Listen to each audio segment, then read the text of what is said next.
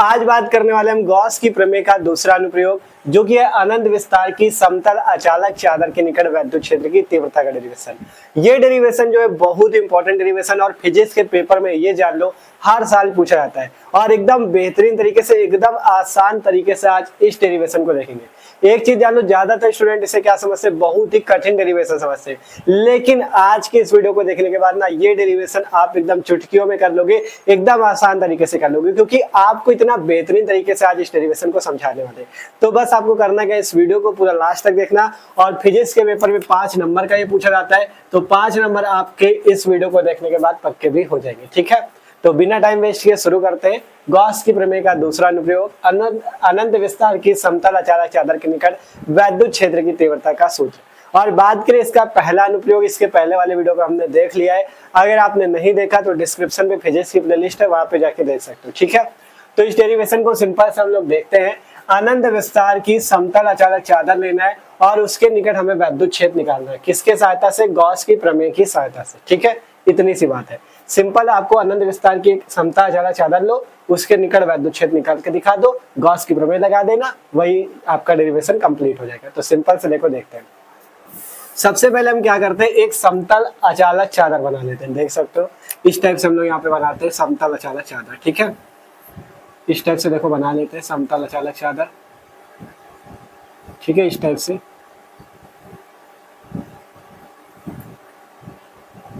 ठीक है, कुछ इस टाइप से आपको समतल अचालक चादर को बना लेना है।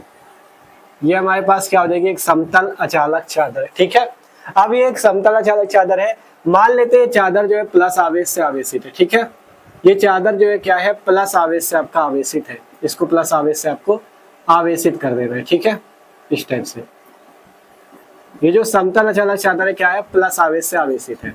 अब आपको इस चादर के निकट वैद्युत क्षेत्र निकालना है, तो मान लेते हैं चादर पे यहाँ पे एक बिंदु मान लेते हैं हम लोग ओ बिंदु। ठीक है, चादर पे यहाँ पे एक बिंदु ओ है, ओ से मान लेते हैं, ओ से यहाँ पे आर दूरी पे, क्योंकि इस चादर के निकट वैद्युत क्षेत्र निकालना है, तो ओ से मान लेते हैं यहाँ पे आर दूरी पे एक बिंदु पी है। ठीक है, ओ से कितनी दूरी पे, आर दूरी पे एक बिंदु यहाँ पे मान लेते हैं पी। इसी पी बिंदु पे हमें वैद्युत क्षेत्र निकालना है, मतलब कि चादर से कुछ दूरी पे बिंदु पी है, चादर के निकट निकालना है, तो इसलिए चादर से कुछ दूरी पे हमने मान लो यहाँ पे एक बिंदु क्या ले लिया है, पी ले लिया है। इसी बिंदु पी पे हम वैद्युत क्षेत्र निकालेंगे। और अगर वैद्युत क्षेत्र आप चादर के कारण पी बिंदु पे निकालना चाहते हो, किसकी सहायता से, गॉस की प्रमेय की सहायता से, तो यहाँ पे आपको एक गॉसियन पृष्ठ मानना होगा। जब गॉसियन पृष्ठ मानोगे तभी आप वैद्युत फ्लक्स निकालोगे और इसका डेरिवेशन करोगे। तो मान लेते हैं इस पी बिंदु से गुजरने वाला हम क्या बना लेते हैं, एक बेलनाकार पृष्ठ। इस टाइप से आपको एक बेलन के आकार का पृष्ठ बना लेना है। ठीक है, क्योंकि आपको गॉस की प्रमेय की सहायता से निकालना है ना, इसलिए यहाँ पे इस टाइप से एक हम लोग क्या कर देते हैं, बेलन के आकार का एक पृष्ठ बना देते हैं इस टाइप से। ठीक है, इस टाइप से आपको यहाँ पे एक बेलन के आकार का क्या बना देना है, पृष्ठ बना देना है। ठीक है, ये बेलन के आकार का पृष्ठ हो जाएगा, इसे आप गॉसियन पृष्ठ बोल सकते हो। क्या बोल सकते हो, गॉसियन पृष्ठ बोल सकते हो, बेलनाकार पृष्ठ बोल दो या गॉसियन पृष्ठ बोल दो। ठीक है, ये बात समझ में आई।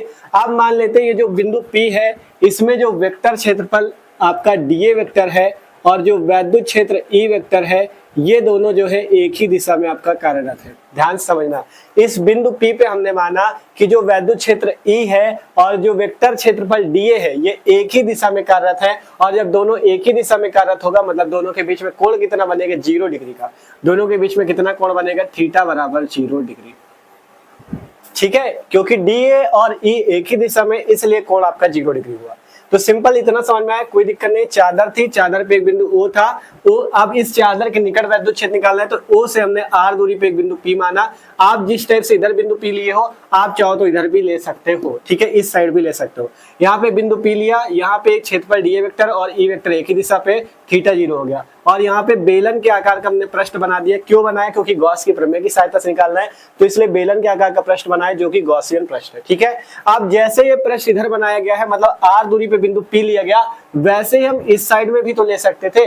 अगर हम इस साइड ना लेके यहाँ पे बिंदु लेते, अगर हम उस साइड ना लेके यहाँ पे एक बिंदु लेते, तो उस बिंदु को हम नाम दे सकते, कौन सा बिंदु, पी डैश। ठीक है, उस बिंदु को हम कौन सा बिंदु नाम देते हैं, पी डैश। थोड़ा सा और इधर ले लो। ठीक है, इधर साइड हम लोग क्या ले लेते, एक बिंदु ले लेते पी डैश। ठीक है, कौन सा बिंदु ले लेते, पी डैश। अब अगर पी डैश बिंदु यहाँ पे लिया जाता, कितनी दूरी पे, जैसे वहां पे आर दूरी पे था, तो ये r डैश दूरी पे हो जाता है। ठीक है, ये क्या हो जाता है, r डैश दूरी पे। और ये जो बिंदु p डैश है, इस मतलब जैसे P आपका O से जितनी दूरी r पे है, उतना ही आपका O से ये जो P डैश है वो भी उतनी ही दूरी पे है। मतलब दोनों के बीच की दूरी R और R डैश जो है समान है, ये याद रखना। ठीक है, क्योंकि हमें चादर के निकट निकालना है। जैसे हमने यहाँ से बिंदु लिया P, वैसे इधर साइड P डैश ले सकते हैं। अब इधर P डैश है तो यहाँ पे भी एक गॉसियन पृष्ठ बना लेते हैं। तो इस टाइप से आप यहाँ पे एक गॉसियन पृष्ठ बना लो। ठीक है, इसी से बना लो। ठीक है, एक गॉसियन पृष्ठ और इस टाइप से। ठीक है, यहाँ पे हम लोग इस टाइप से एक गॉसियन पृष्ठ को बना लेते हैं इस टाइप से। ठीक है, देखो सही से बना दे। ठीक है, आप देखो सही से दिख रहा होगा। ये यहाँ पे P डैश बिंदु है और यहाँ से भी हमने एक बेलन के आकार का पृष्ठ बना दिया। ठीक है, और यहाँ पे भी जो आपका वेक्टर, ये वैद्युत क्षेत्र E और जो dA होगा, ये भी एक ही दिशा में कार्यरत होंगे। ठीक है, इनकी दिशा भी सेम रहेगी, एक ही दिशा में कार्यरत होंगे। तो यहाँ पे भी क्या हो जाएगा, थीटा जो हो जाएगा वो 0 डिग्री का हो जाएगा। ठीक है, इस टाइप से होता है। अब चित्र आपका पूरा कंप्लीट है, इसमें कुछ नहीं है। ठीक है, एकदम आसान सा चित्र है। चित्र अगर समझ गए ना तो आगे का डेरिवेशन एकदम आसान है। सिंपल, कुछ नहीं हुआ भैया। देखो, एक चादर ले लिया चादर, उस चादर को हमने इस टाइप से प्लस आवेश से मस्त तरीके से आवेशित कर दिया। ठीक है, इस टाइप से हमने उसे आवेशित कर दिया। अब क्या किया, चादर पे माना एक बिंदु O है, O से R दूरी पे एक बिंदु P, क्योंकि चादर के निकट निकालना है तो बिंदु P ले लिया। अब इस P से गुजरने वाला एक बेलन के आकार का पृष्ठ बना लिया था, जिसे गॉसियन पृष्ठ बोला गया। इस बिंदु P पे dA जो आपका वेक्टर क्षेत्र dA है और वैद्युत क्षेत्र जो E है, एक ही दिशा में कार्यरत है, मतलब थीटा 0।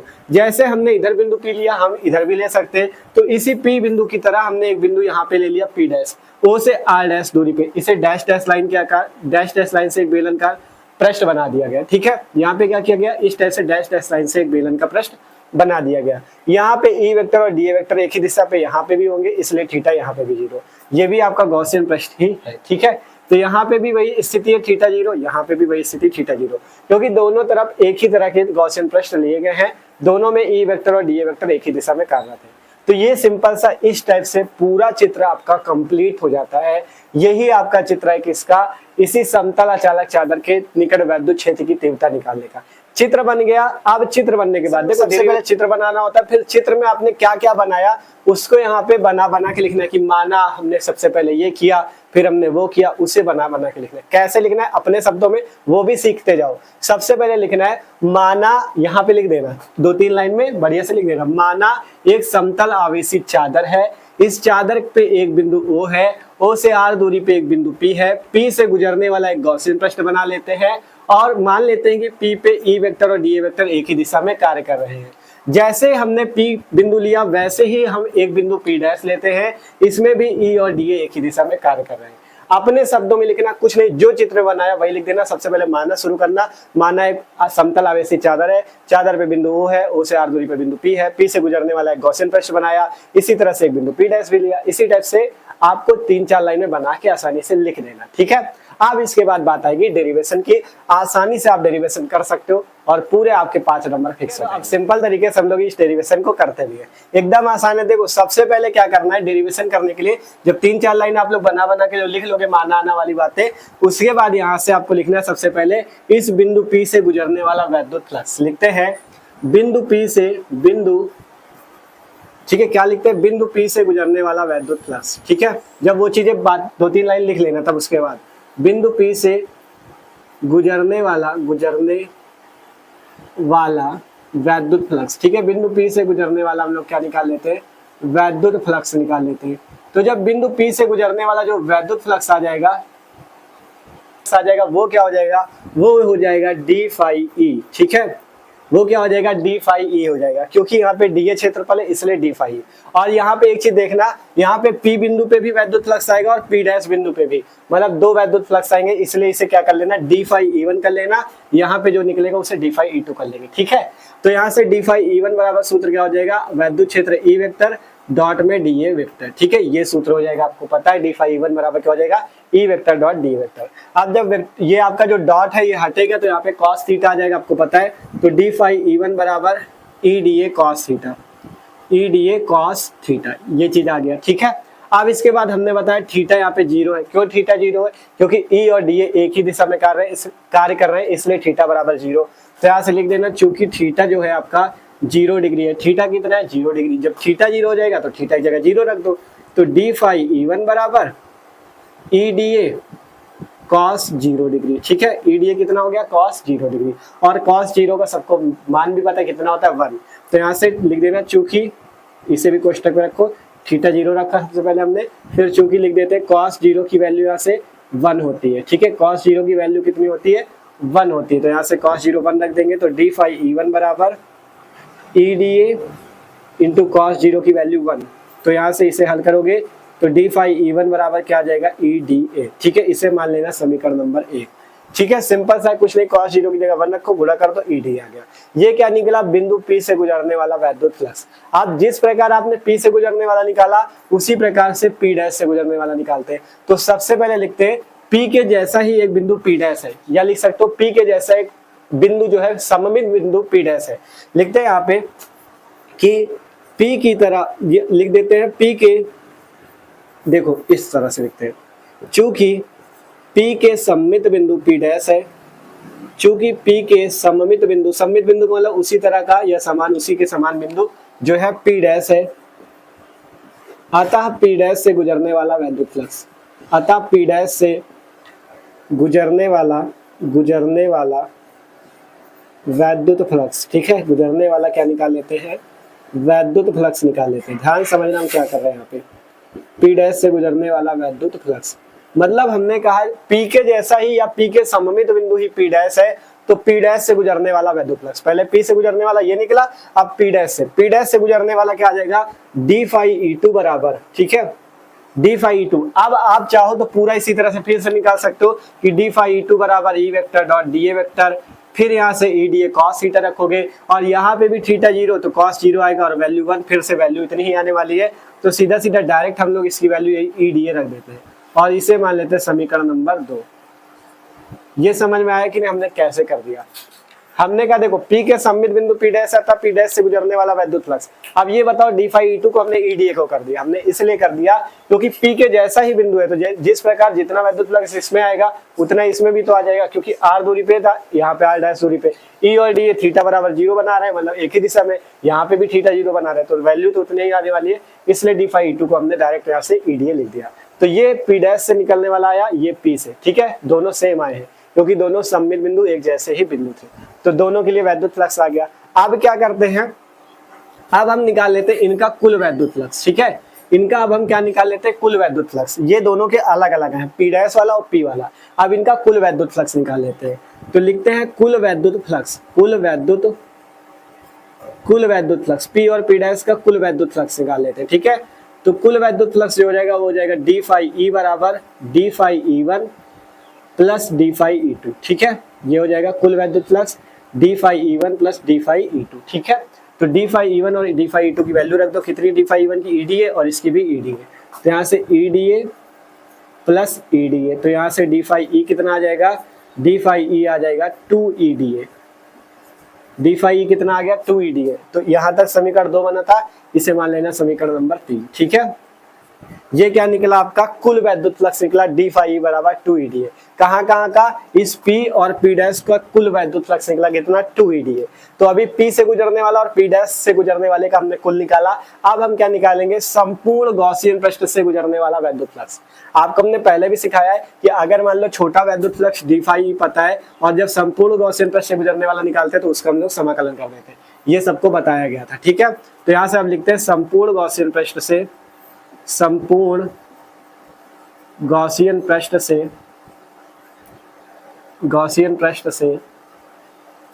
गुजरने वाला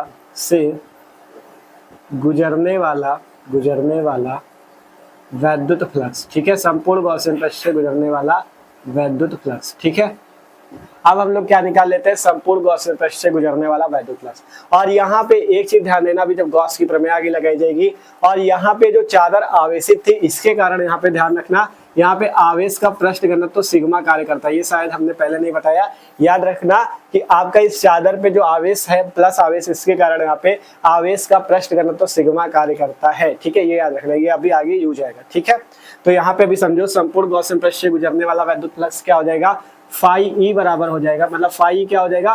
पूरे गॉसियन पृष्ठ का वैद्युत फ्लक्स बराबर क्या हो जाएगा, समाकलन डी फाई ई के। ये बात समझ में आई ना, फाई ई है पूरे का वैद्युत फ्लक्स, डी फाई था छोटे से भाग का, तो अगर उसका समाकलन कर दोगे तो पूरे भाग का निकलेगा, तो फाई ई बराबर समाकलन डी फाई। ठीक है, अब इसे आगे हल कर लेते, तो फाई ई बराबर समाकलन डी फाई की वैल्यू कितनी है 2EDA, डी फाई की वैल्यू कितनी है 2EDA। ठीक है, डी फाई की वैल्यू कितनी है 2EDA, तो ये हमने रख दिया। अब आगे यहाँ से जब इसे हल करेंगे तो इसे हल कर लेते, देखो फाई ई बराबर, देखो यहाँ से अगर हम क्या करें, इस 2 और ई को बाहर ले ले तो 2E और समाकलन में DA। ठीक है, मतलब हमने क्या किया, 2E को बाहर कर लिया तो बच गया समाकलन में DA, कोई दिक्कत नहीं इतने तक।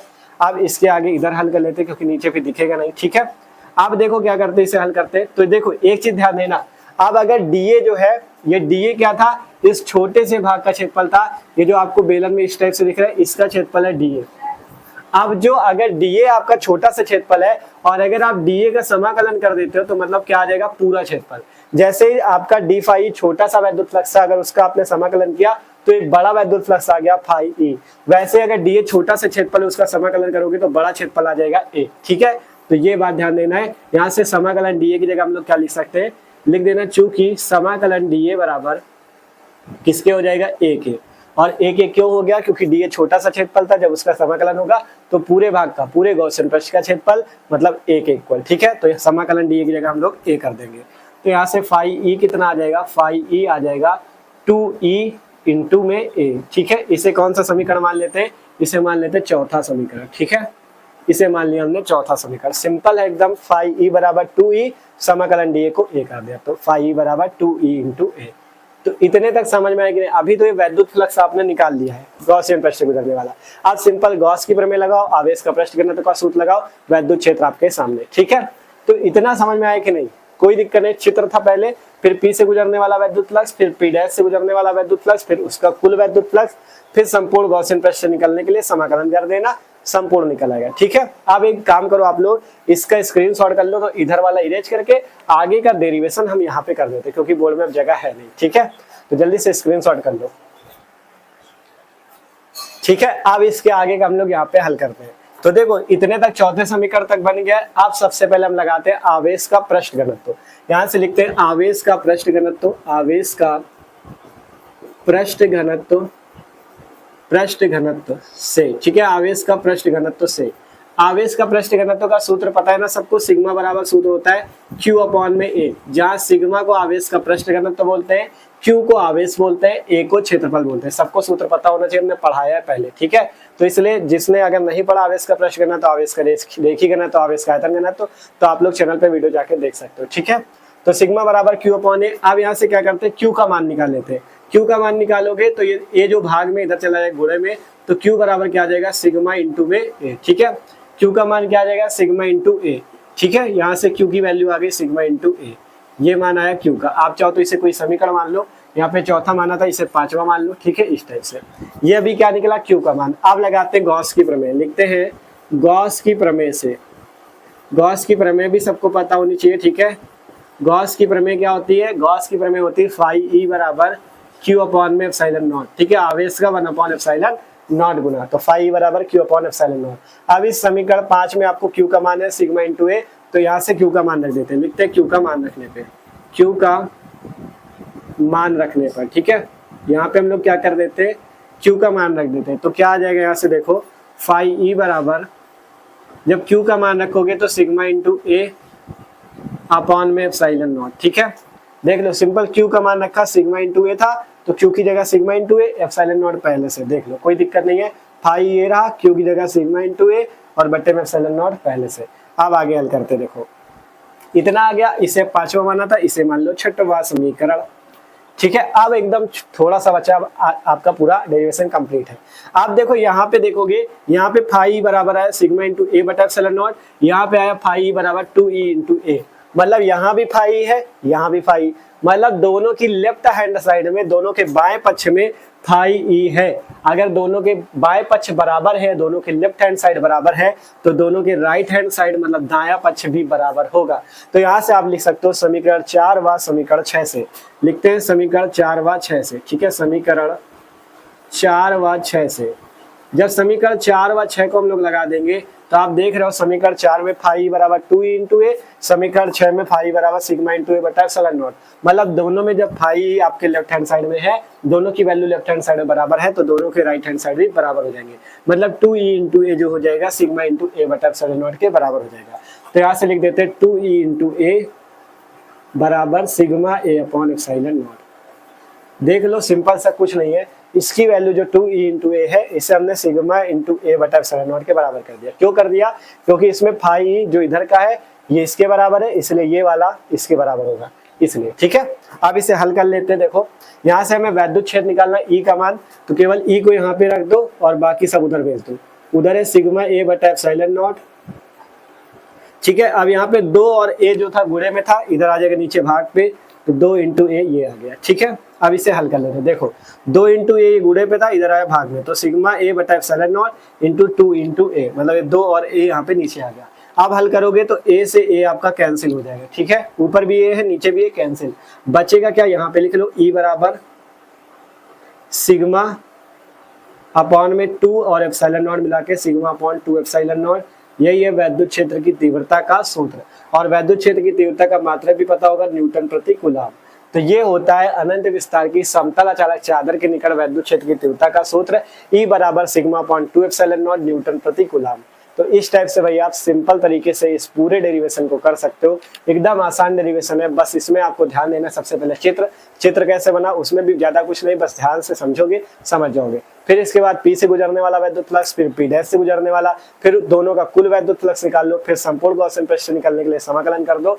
फिर इसके बाद यहाँ से जब ये इतनी वैल्यू आ गई, फिर आवेश था यहाँ पे और क्षेत्रफल के होने की वजह से आवेश का प्रश्न तो लगा, गॉस की प्रमेय लगी, बस सिंपल सा आपका वैद्युत क्षेत्र का मान आपके पास। ठीक है, तो आशा करते हैं सबको ये डेरिवेशन समझ में होगा। पूरी कोशिश की यार एकदम आसान तरीके से आपको समझाए, आपसे कहा था एकदम आसान तरीके से समझाएंगे। ठीक है, तो वीडियो अच्छा लगा हो तो लाइक कर लो, और जो लोग चैनल पे न हो सब्सक्राइब कर लो, क्योंकि भैया मस्त तरीके से तैयारी चल रही है। अपने दोस्तों को भी वीडियो शेयर करो, जिससे वो लोग भी आके चैनल से पढ़ाई कर सके। ठीक है, आपका चैनल पे फिजिक्स की भी तैयारी चल रही, केमिस्ट्री की भी चल रही। अगर आपको नहीं, आपने मतलब पुराने वीडियो नहीं देखे हैं, आप लोग नए छात्र हो, तो आप क्या कर सकते हो, इसी वीडियो की डिस्क्रिप्शन पे आपको प्लेलिस्ट मिल जाएगी क्लास 12 फिजिक्स वाली। वहां पे हमने अभी पहला चैप्टर विलियन कंप्लीट कर लिया है, और इसका ये भी लगभग कंप्लीट ही हो गया है, फिजिक्स का पहला चैप्टर। ठीक है, तो वहां से फिजिक्स और केमिस्ट्री की बेहतरीन तैयारी जाके कर सकते हो। ठीक है, तो जल्दी से जाओ और चैनल पे आप वीडियो देखो। ठीक है, और जो लोग, अगर आप लोग कोई भी आपकी प्रॉब्लम है आप लोग बताना चाहो, तो डिस्क्रिप्शन पे फेसबुक की लिंक है, हमारे